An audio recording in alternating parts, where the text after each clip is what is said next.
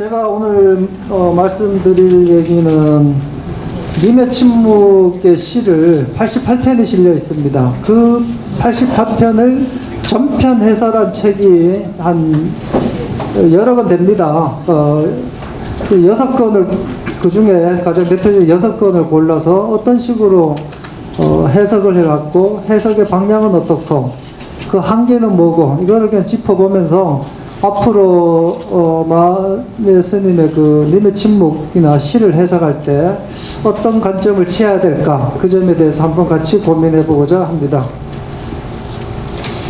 첫 번째 이제 성욱의 그 나머지 연구자들 다 존칭을 생략하겠습니다. 마네 스님만 존칭으로 스님이라는 존칭을 붙이고 나머지 생략하겠습니다. 성욱 같은 분은 최초로 님의 침묵을 전편 해설을 했어요. 상당히 의외입니다. 왜냐하면 이 송욱이라고 하는 분이 쓴 한국 비평서가 2권이 있는데 시학평전과 문학평전 2권이 있어요. 이 평전이라는 것을 평론집에다 붙이는 것도 서양의 전통을 따라서 흉내낸 건데 이분이 한국 현대문학 하는 시인들이나 작가들을 엄청나게 싫어합니다. 비판을 많이 해요. 거기 한번 보시면 49쪽에 이상을 천재병 환자라고 하고 자기가 천재병에 걸린 왜냐하면 자기를 스스로 천재라고 하는 것을 날개라고 하는 소설 앞에다 쓰거든요. 천재병 환자라고 해서 비판하고 김소를 완성된 작품들 몇 개 있지도 않는 삼류시인처럼 얘기하고 그 다음에 한국의 모더니즘 김기림 정지용 같은 한국의 모더니즘을 피상적인 사이비 모더니즘이라고 이렇게 욕을 합니다. 그러니까 현대문학 사람들이 송욱이라는 이제 송욱 교수를 그렇게 좋아하지는 않죠. 그런데 이분이 그 시학평전에서 말이죠. 유일하게 마네 스님의 님의 침묵은 엄청나게 높이 평가합니다. 그리고 평가하는 이유가 이거예요. 50쪽에 인용한 거. 마네 씨는 우리 신문학사에서 가장 높고 넓으며 깊은 인간성을 표현했고 현재 이 나라에서 시로서 표방되는 것보다 훨씬 더 높고 절실한 시를 싱싱하게 담고 있다. 한국 문학은 이 사람은 불문과 출신이기 때문에 프랑스 문학 기준으로 보니까 한국 문학이 얼마나 참 수준 낮게 보이겠습니까? 그런데 마네 스님의 이 작품 앞에서는 그냥 이렇게 자신의 그 모든 평가 기준을 내려놨습니다. 너무 신기한 거예요. 저는 읽으면서도 신기했고 그 인연인지 오늘 여기까지 발표까지 오게 됐습니다. 그런 뒤에 한 몇 년 있다가 5년 지나가지고 님의 침묵 전편 해설을 합니다. 이 전편 해설은 저도 시 전공하는 교수지만요 정말 어렵습니다. 한 편을 해석하는 거는 쉽죠. 한 편 해석하는 거는 그냥 거기에 관련된 얘기만 끝나면 되잖아요. 그런데 시집 전체를 해석을 하게 되면 앞에 했던 얘기와 뒤에 얘기가 상반되면 안 되잖아요. 전체의 틀을 가지고 있어야 되고 전체 틀 속에서 그 작품의 위치도 얘기해야 되고 그 다음에 얼마나 성실해야 됩니까? 그러니까 그런 작업을 한국 문학의 비판적인 송욱 교수가 했다는 것 자체가 너무나 의아합니다. 그런데다가 어찌된 명문인지 몰라도 불교에도 상당히 해박한 것 같습니다. 이 송욱 교수가 한 전편 해설이 전부 불교 지식을 가지고 불교적으로 해석을 했거든요. 그런 점에서는 상당히 대단한 사람이라는 생각이 들고 그리고 그 다음 전편 해설이 나온 게 30년 지나서입니다. 전편 해설 그만큼 어려운 거죠. 특히나 마네 스님의 님의 침묵 해설은 정말 어렵죠. 왜냐하면 본인이 스님이시니까 불교 지식은 또 얼마나 많겠습니까? 그걸 감안해야 되니까 해설을 함부로 할 수가 없는 거죠. 그런 점 때문에 1974년 송욱 교수가 전편 해설한 뒤에 30년 지나가지고 이제 나타나게 되죠. 51쪽에 그 목록이 있습니다. 첫 번째가 송욱의 전편 해설이 74년에 있었고 30년 정도 지나서 김종인의 날카로운 첫 키스의 추억, 만해 한용운, 님의 침묵 평설이 이제 전편 해설했어요. 그 다음에 김강훈, 김용직, 정효구, 윤석성 이런 식으로 2000년대 후반쯤 들어서 막 쏟아지기 시작을 하고, 저도 이제 이런 인연으로 나중에 꼭 한번 님의 침묵을 전편 해설해야 되겠다라는 생각을 한번 해봤습니다. 자, 그렇다면 이분들의 전편 해설에 흐름은 어떻게 됐을까? 그걸 한번 제가 간단하게 살펴보겠습니다. 52쪽의 송욱의 사랑의 증도가 부분입니다. 송욱 교수는 님의 침묵을 증도가로 봅니다. 깨달음을 경험을 바탕으로 쓴 시다 이겁니다. 그래서 불교적으로 해석하겠다 이 뜻이죠. 그럼 왜 사랑이냐? 거기에 나오는 표현에서 여성하자라든지 사랑하는 사람을 기다리는 여성하자 상황 이런 것들을 주로 활용을 해서 사랑의 형식을 가지고 와서 썼기 때문에 사랑의 증도가다라고 얘기를 했죠. 결국은 증도가에 더 해석에 초점이 놓여 있고요. 사랑은 이제 부차적으로 가져왔다라고 보고 있습니다. 그리고 이제 이 송욱 교수가 역시 그래도 서양 이론에 해박해서 그런지 님의 침묵의 문제, 제목도 님의 침묵인데 침묵을 굳이 뭐 표현할 필요 있냐 이렇게 보는 것이, 그것도 불교의 관점으로 볼 때 불교에서 언어 도단이라 해서 그 깨달음의 경지는 말로 전할 수 없는 건데 굳이 이렇게 또 시집이라는 걸 만들어가지고 한 게 도대체 뭐냐 이런 문제가 생기는데, 그 문제를 만해 스님이 쓴 글 속에 그 깨달음의 과정, 의정을 일으켜서 깨달음에 이르는 그 과정을 가지고 와서 그 중에 의정에 초점을 맞춰서 님의 침묵의 문제, 그 문제를 해결합니다. 52쪽에 마지막에 있는 인용문이죠. 그러니까 의정은 깨달음과 깨닫지 못한 갈림길에 있는 그 상황이죠. 화두를 들어서 이제 뭔가 의심을 일으키는 단계니까 바로 이 단계에서 깨달음으로 나가는 그 과정을 기록한 게 님의 침묵이다. 그럼 이 의정이 왜 중요하느냐? 그게 53쪽에 그 새로 시작한 첫 번째 중간쯤에 있습니다. 한용운 만해 스님이 깨달음이 있는 단계를 화두를 들고 의정을 일으키고 망념을 제거하고 심식을 통일하고 신체가 자명해지는 단계, 이렇게 단계로 했고, 그랬을 때 의정은 바로 깨달음과 깨닫지 못한 것이 교집합의 단계고, 그래서 이 단계는 깨달음과 미혹함, 의식과 무의식, 표현과 침묵의 관계가 이 의정에 초점을 맞추면 해결이 되고, 그러면 바로 님의 침묵에 맞서는 님의 표현도, 언어 도단의 세계도 언어의 세계에 얘기하는 것도 의정을 통해서 가능해요. 그 상당히 탁월한 시선이라고 저는 생각이 됩니다. 역시 서양 이론을 좀 했으니까 이걸 가져와서 제대로 하지 않았나.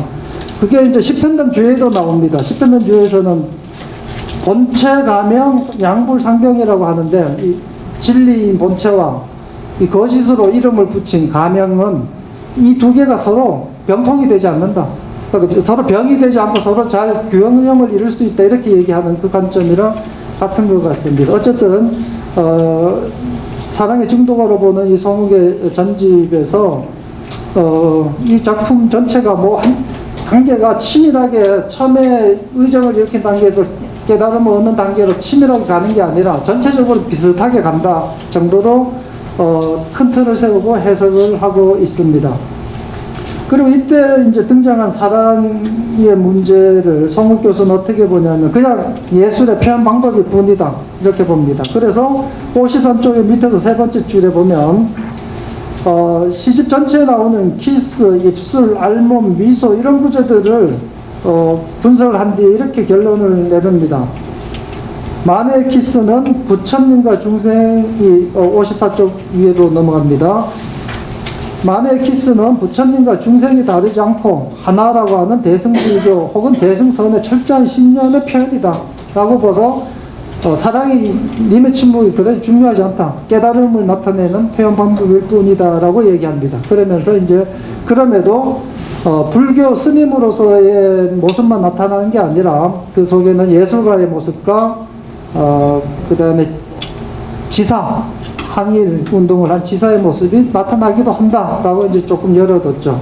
자, 그리고 30년 지나고 나서 김종인 같은 경우는 아예 여기에 대해서 철저하게 비판하는 관점에서 씁니다. 그래서 뭐냐면 님의 침묵은 사랑의 시다.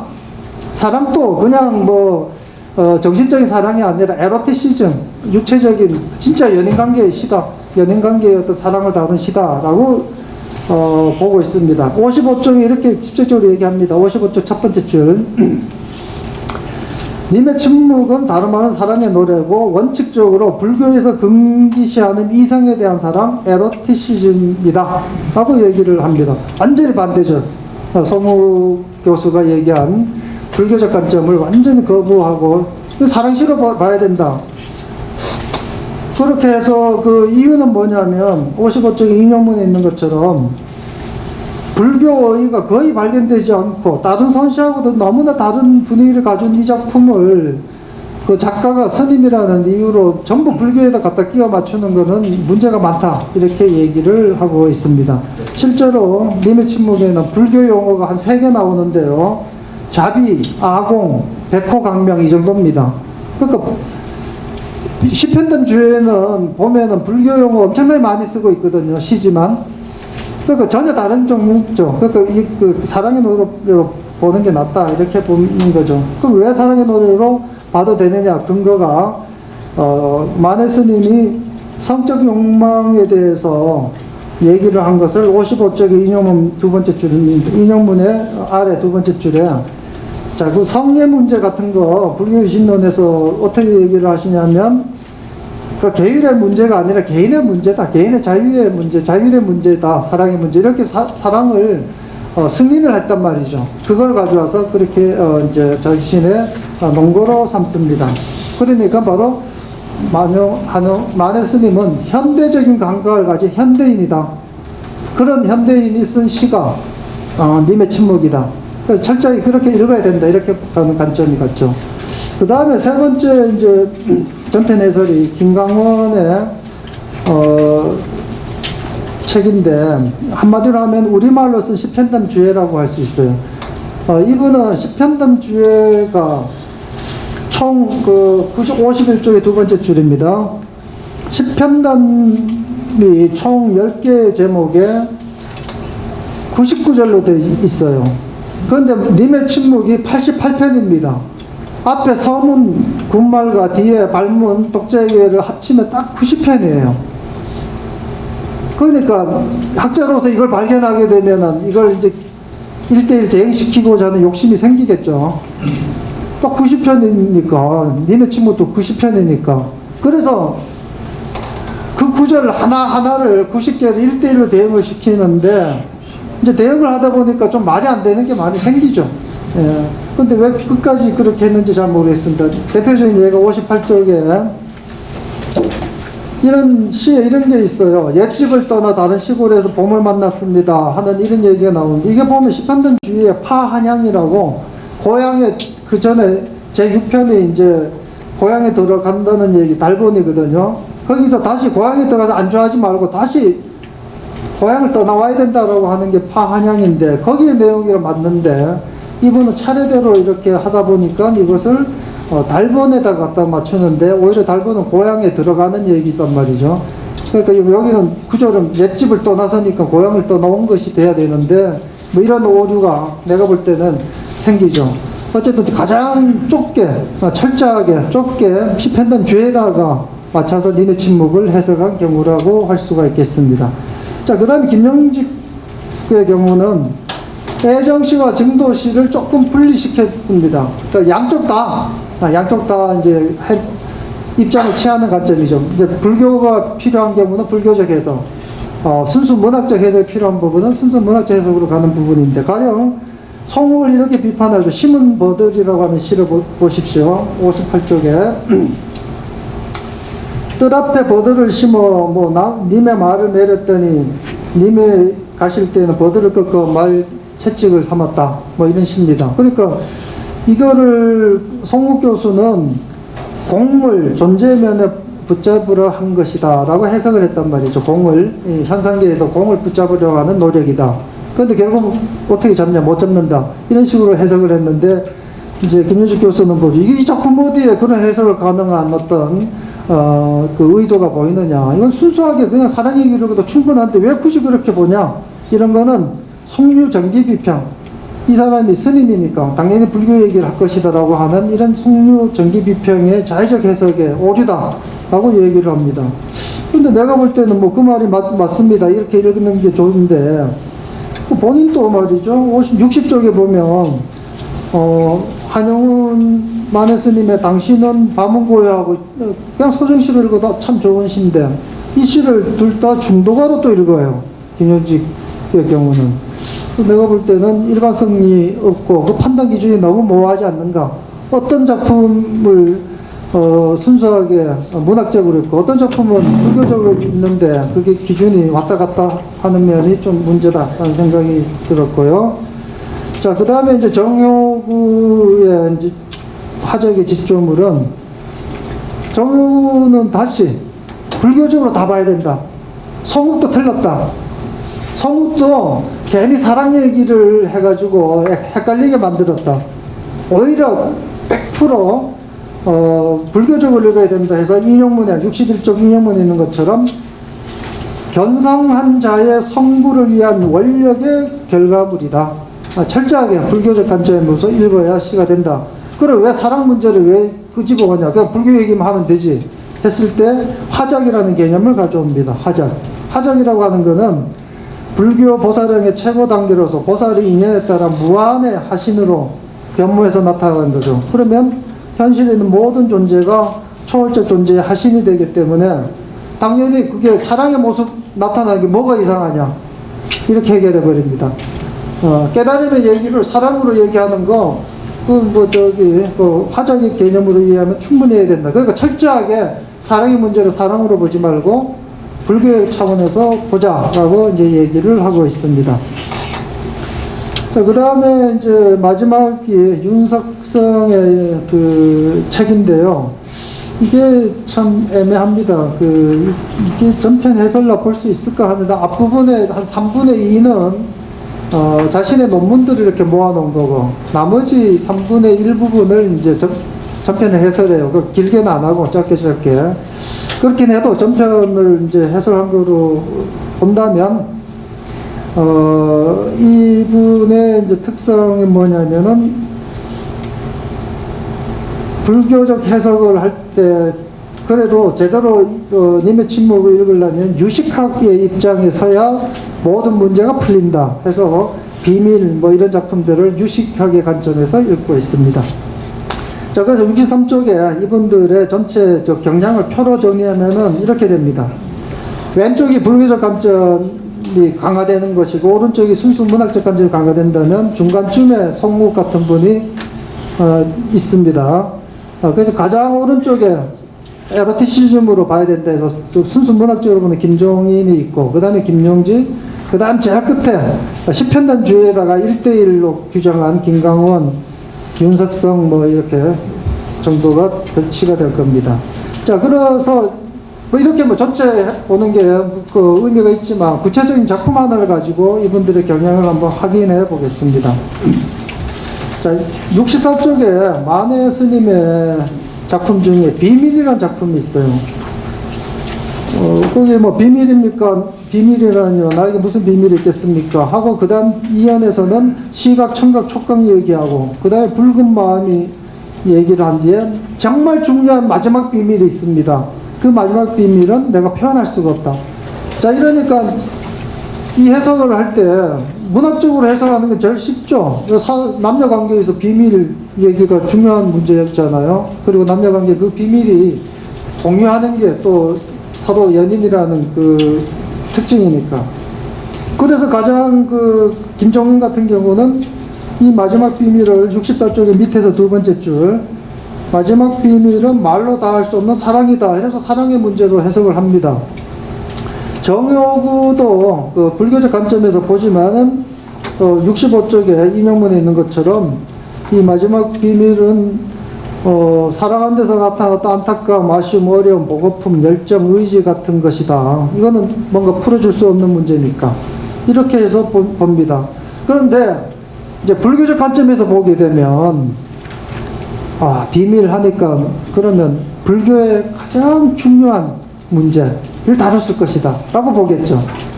그렇게 보는 유혹이 생길 겁니다. 당연히. 그걸 제일 먼저 한 사람이 내가 볼 때 이 작품에 대해서 한 사람이 서정주입니다. 서정주 시인은 이 비밀을 우리의 심층의식 제일 밑바닥에 있는 아레아식으로 읽어요. 지금 이 마지막 비밀은 아레아식을 얘기한 거다라고 얘기를 했습니다. 만약 이걸 아레아식으로 읽게 되면 앞에 시각, 촉각 이거 나오면 전오식 당연히 나오겠죠. 네, 전오식 나오겠고, 뭐 그렇게 해서 보는 사람이 누구냐 하면은 이제 윤석성 같은 분입니다. 66쪽에 이 서정주의 이런 해석을 이어받아서 66쪽의 밑에 인용문에 안이비설신의 전오식은 님에게 노출되고 붉은 마음은 제6식이 되고 심층의식인 마지막 비밀은 아레아식이 된다. 이렇게 이제 해석을 하죠. 그런데 서정주 시인이 그렇게 해석을 먼저 했지만 송욱은 이걸 안 받아들여요. 마지막 비밀 뭐 하면서 아레아식 얘기를 하지 않습니다. 송욱도 다른 데는 아레아식 얘기하는 부분이 있지만 열애장 얘기 이런 걸 하지 않아요. 그러니까 영립비밀, 전변비밀이라고 하는 뭐 그런 불교에서 쓰는, 이것도 뭐 많이 쓰는 건 아니더라고요. 그걸 가져와서 비밀의 문제를 그냥 동일한 용어를 가지고 해결을 합니다. 이걸 이제 따라서 김용직 교수도 하고 있습니다. 거기다가 좀 새롭게 보이기 위해서 다른 불교 용어들을 좀 가져와서 얘기를 할 뿐이에요. 김강원 같은 분은 이것도 이제 십편단 주의 묘리라고 하는 걸 가져와서 얘기를 하는데 구절은 조금 어긋나긴 합니다. 어쨌든 비밀이라고 한 작품을 가지고 이분들의 전체 얘기를 쭉 보면 그 비슷하게 지금까지 내가 했던 거랑 비슷한 결과가 나옵니다. 자, 그런데 이거를 이제 경향을 한계를 좀 따져보면요. 이 불교적으로 해석을 할 때는 독자의 그 70쪽의 두 번째 줄입니다. 독자에게 지적 만족감을 주긴 하죠. 야, 비밀 하면은 그냥 연애의 비밀 하면 너무 단순하지 않아? 한용운 스님인데 뭐 이렇게 그 정도 뭔가 대단한 분인데 이렇게 하는 독자의 그런 생각에 야, 이거 열애장이야 이렇게 하면은 좀 있어 보이고 수준 높아 보이잖아요. 그런 지적 만족감은 주지만 결국은 그렇게 만들어버리면 이게 문학작품을 다 버리는 거죠. 왜냐하면 도식적으로 되죠. 그래서 나룻배와 한용을 가지고 내가 한번 도식화를 해볼까요? 71쪽입니다. 송욱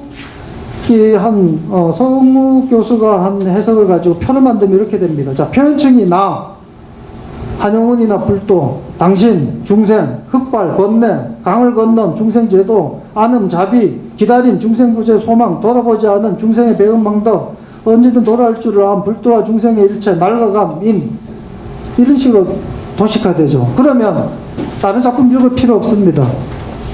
이 도식에 따라 가령 시 속에 71쪽 밑에 세 번째 줄 눈물 한숨 나오면 이건 자비, 마음 나오면 깨달은 마음, 보상 나오면 공이나 진리, 기쁨 나오면 깨달음의 희열. 다른 해석 뭐 필요합니까? 완전 기계적으로 도식화 돼가지고 결국은 나중에는 도식만 남고 문학은 없어지는 결과가 나죠. 이게 문제가 됩니다. 그리고 또 문제가 뭐냐면 이 배가 말이죠. 불교에서 배를 건너주면은 수단으로서 배의 역할은 끝나서 버리고 가는 게 당연하죠.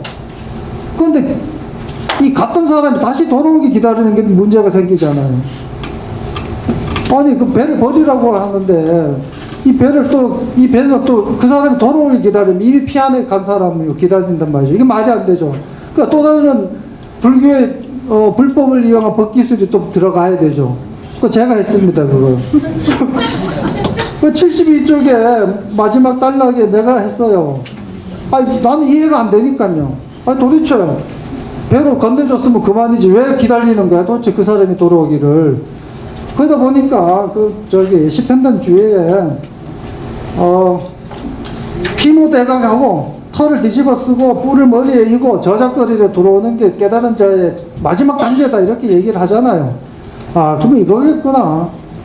자, 건너줬지만 이 사람이 중생을 제도하기 위해서 중생을 잊지 않고 다시 돌아올 것, 이 사람 믿는다, 나룻배가.